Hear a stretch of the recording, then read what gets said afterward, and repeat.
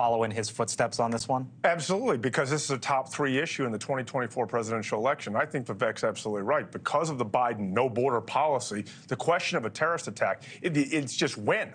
To be totally honest with you. And I'm going to be honest with you right now, because I know Johanna's going to come after me on this. The bottom line is Democrats don't believe anyone's illegal. Democrats don't want to deport anyone. If you don't deport anyone, you don't deter anyone, and you don't detain anyone, you're going to have the crisis we have. Joe Biden has all the same laws in the books as Donald Trump, and he chooses not to enforce them. Okay, before Johanna responds, here's the Department of Homeland Security. I just want to get their statement in. They say, quote, "While we do not have any specific and credible intelligence indicating a threat to the United States at this time stemming from the Hamas terrorist attacks in Israel, we are closely monitoring unfolding events and will continue to engage in information sharing with our intelligence and law enforcement partners at home and abroad." That's the official statement. Of course they're monitoring this. They best be monitoring this. And they have been monitoring the border situation and dealing with the laws on the books. Look, I think we saw, if anything, in Israel, that a border wall is a false sense of security. Without that wall, you would have had a lot more Jews killed. It is a false sense of security. It is not a And it has been over time, over history, it has given a false sense of security. And while we do need to secure our border, and if someone is saying that a wall is the solution, that's fine.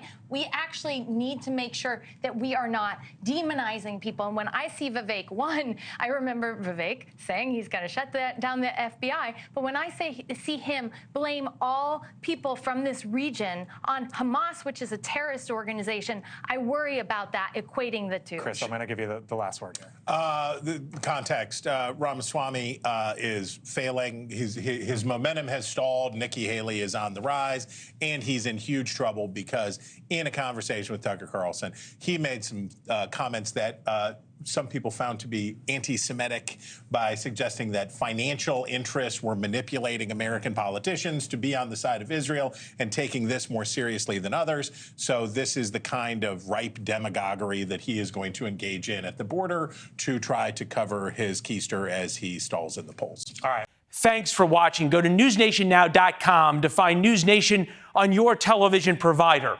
And don't forget to subscribe. Click the red button to get more of NewsNation's fact-driven, unbiased coverage.